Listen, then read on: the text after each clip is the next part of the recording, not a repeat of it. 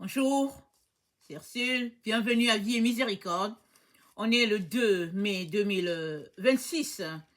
Alors je viens parler du temps du discernement. Amen. Alors dans Ecclésiaste 3, le Seigneur nous dit, il y a un temps pour toutes choses. Il y a un temps pour se réjouir, il y a un temps pour dormir, pour se mettre en colère, ça dit que il y a un temps où on peut faire certaines choses. Et quand ce temps est passé, il est important de laisser la chose aller et de se concentrer à autre chose parce que Dieu a fait les choses comme ça. Et la parole de Dieu nous dit dans Apocalypse 13, au verset 15 à 18, que c'est le temps d'avoir du discernement. C'est-à-dire, on est dans le temps, dans ce temps où nous nous trouvons en 2026, on est sur la terre dans une période où c'est très très important d'avoir du discernement. Et le discernement, c'est quoi? Le discernement, n'est-ce pas, c'est cette lumière qui nous éclaire et nous donne de réfléchir de manière, de manière assez claire. Amen. On réfléchit avec clarté, avec précision, parce que il y a cette force-là qui nous éclaire, qui illumine notre conscience. Et cette force, n'est-ce pas, ceux qui ne connaissent pas vont dire une force donnée, mais cette force que les gens pointent souvent, hein, c'est Dieu. Amen. Et Dieu nous dit que le temps dans lequel nous sommes, ce temps où la terre est remplie de ténèbres, c'est-à-dire d'obscurité, de confusion, de brouillard, Dieu nous dit, c'est le temps d'avoir du discernement. C'est-à-dire de savoir quoi faire, comment le faire, et puis dans quel timing. Notre texte se trouve dans Apocalypse 13, au verset 15. C'est dit,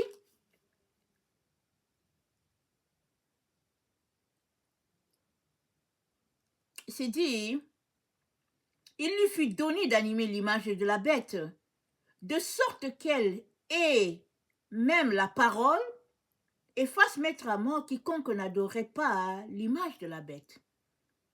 Et tous, petits et grands, riches et pauvres, hommes libres et esclaves, elle impose, à tous, petits et grands, riches et pauvres, hommes libres et esclaves, elle impose une marque sur la main droite et sur le front.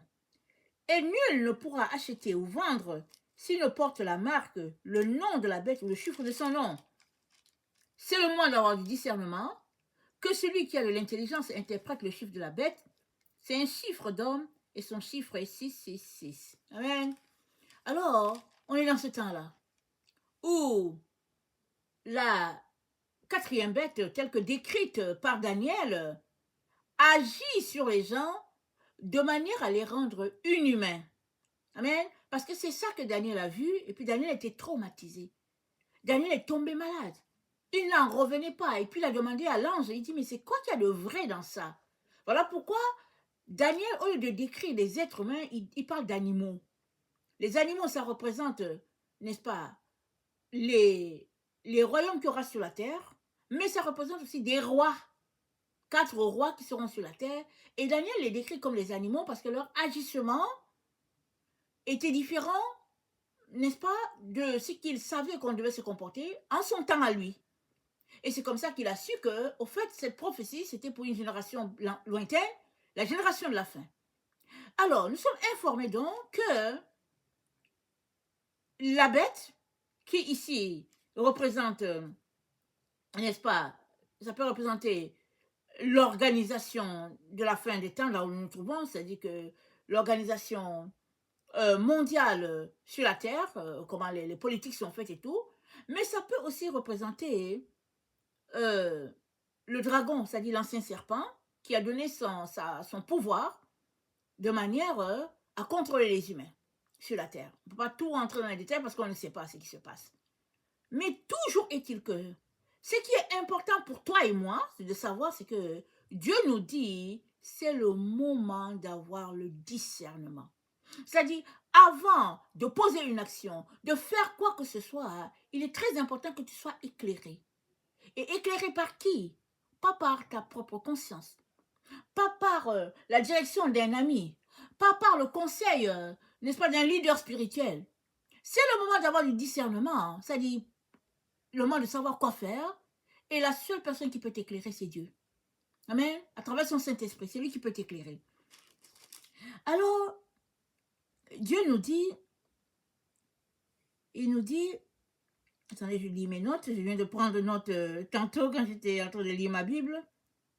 Alors, le système dans lequel on se trouve est tel que, sans le savoir, les humains se retrouvent à adorer l'ancien serpent. Mais le Seigneur nous dit, c'est le moment d'avoir du discernement, de retourner à l'ancienne façon de faire. Et nous en avons déjà longuement parlé sur cette chaîne. Et Jérémie 6, au verset 16, nous dit ceci. Jérémie 6,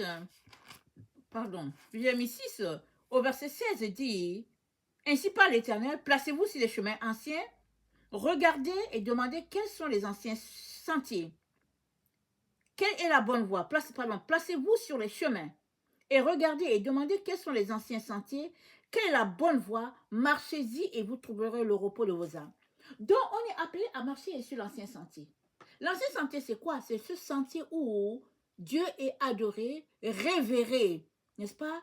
Et, n'est-ce pas, l'être suprême au-dessus de tout. Dans l'ancien temps, ceux qui disaient qu'ils appartenaient à Dieu savaient qu'ils vouaient à Dieu toute leur vie. Respect total.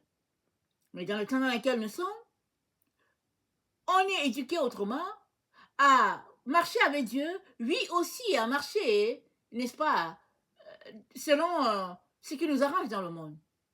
Et Dieu nous dit, non, non, c'est le moment d'avoir du discernement parce que les temps sont mauvais. Alors que tu viens au pied de la croix et que tu cherches la face de Dieu pour comprendre, pour savoir ce qui se passe, pour réclamer sa protection, Dieu va te révéler ce qui est important pour toi, ce que tu devrais faire, comment tu pourrais poser des actions pour que tu ne te retrouves pas à adorer la bête. Et ça, Apocalypse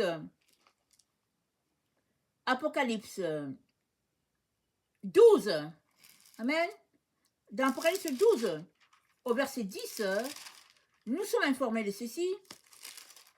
Apocalypse 12, le verset 10, c'est dit, et j'ai entendu une voix forte qui, dans le ciel, disait, voici le temps du salut, de la puissance et du règne de notre Dieu, et de l'autorité de son Christ, car il a été précipité l'accusateur des frères. Alors, nous sommes encouragés par notre Dieu à avoir du discernement dans le temps dans lequel nous nous trouvons, parce que c'est le temps du salut. Et l'autorité est à Jésus. Pourquoi? Parce que Jésus-Christ a précipité la bête, il a vaincu l'ennemi, a été mis sous les pieds de Jésus depuis Golgotha. Ce n'est pas le temps de céder son pouvoir à l'ennemi, ce n'est pas le temps de craindre l'ennemi, ce n'est pas le temps de collaborer avec l'ennemi, de se retrouver dans une situation de compromis, comme décrit dans Genèse 3, mais c'est le temps de se sanctifier, de se purifier, de se mettre à part, à l'écart, loin des voies de l'ennemi. Pourquoi? Parce que il est question de ne pas se retrouver à adorer la bête. Parce qu'on est dans le temps de la bête. Et on ne sait pas comment elle fonctionne, pas nécessaire de savoir non plus. Mais tout ce que tu as besoin de savoir, c'est que toi, tu dois te mettre à adorer Dieu et adorer Dieu et lui seul. Et Jésus-Christ a dit, voici l'heure est déjà là, où les vrais adorateurs vont adorer Dieu en esprit et en vérité, Et voilà les adorateurs que Dieu demande. Alors, ce que Dieu nous demande dans le temps dans lequel nous sommes, c'est d'adorer uniquement notre Dieu, laissant de côté nos idoles, et puis nous concentrant, amen, à marcher avec lui dans l'intimité et tous les jours de notre vie. Amen. Et il s'est dit au verset 11 que ceux-là qui marchent adorant Dieu, n'est-ce pas, à son écoute, à sa suite, ceux-là vont se retrouver à vaincre la bête. Parce que c'est dit dans le verset 11, c'est dit, mais eux, ils l'ont vaincu par le sang de l'agneau et par la parole de leur témoignage. Parce qu'ils n'ont pas aimé leur vie jusqu'à craindre la mort. On les a menacés de mort, on les a intimidés, mais ils n'ont pas craint. Ils ont dit, je préfère mourir que d'adorer le serpent. Et cette attitude-là, cette façon de faire-là, les a rendus vainqueurs sur la bête. Et c'est dit quoi? Ils sont couverts du sang de Jésus, un peu comme lorsque le sang de l'agneau était appliqué à la porte alors qu'Israël était en Égypte. Alors le sang de Jésus est ce qui nous couvre. Et puis l'autre élément qui est une force pour les enfants de Dieu, à ce moment où nous nous trouvons, c'est la parole de leur témoignage. Qu'est-ce que tu témoignes à tous les jours?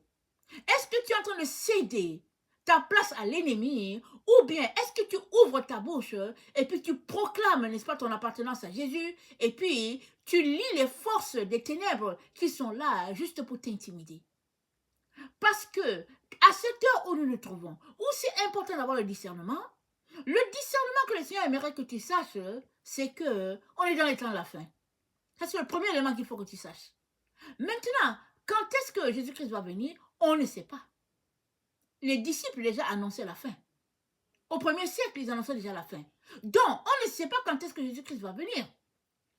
Mais on sait que c'est le temps d'être réveillé et éveillé, et puis d'enlever, n'est-ce pas, toute entrave sur ton chemin. Sans que les gens le réalisent, plusieurs se baladent avec la mort entre les mains. Ils tiennent le cellulaire entre les mains, là, parce que c'est là qu'il y a toutes leurs informations. Mais le cellulaire, c'est quoi? C'est une idole, dans la vie de plusieurs. Et les gens ne le réalisent pas. Mais si tu acquérais du discernement, tu te rendrais compte que non, tu peux mettre ce truc-là loin de côté, et puis, au lieu d'avoir en main le cellulaire, tu auras en main la Bible, la parole de Dieu. Parce que la parole de Dieu, c'est la puissance de Dieu, n'est-ce pas? Qui brise le roc et qui sépare jointure et moelle. Et cette parole de Dieu est capable de te délivrer de toutes les ruses de l'ennemi. Et le Seigneur aimerait que tu saches que là où nous sommes, il est important que ton temps soit entièrement à Dieu. Il est important que, n'est-ce pas, tu fasses de Jésus-Christ la seule autorité sur ta vie. Et il est important que tu décides de comment marcher.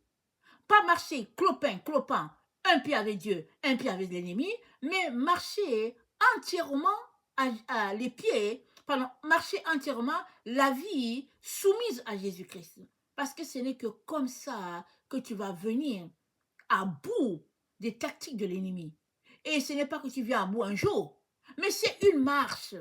Il est donc important que tu apprennes, n'est-ce pas, à marcher comme Jésus-Christ a marché. C'est-à-dire à tous les jours, être soumis à la volonté de Dieu, de telle sorte que ce n'est pas toi qui vis, mais c'est Christ qui vit en toi. Si bien que quand tu te lèves, n'est-ce pas, Dieu t'a déjà donné la ligne de conduite, qu'est-ce que tu dois faire et ne pas faire afin que l'ennemi ne vienne pas prendre, n'est-ce pas, le contrôle de ta vie.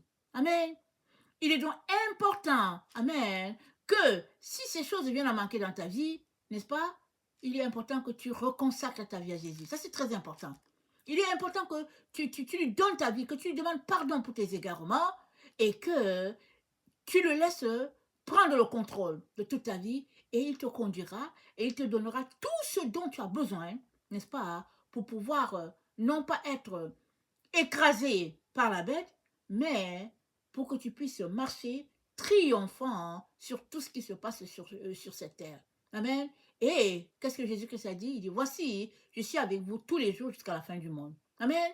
Que le Seigneur bénisse sa parole et que sa joie soit notre force en ce jour. Amen et alléluia. Amen.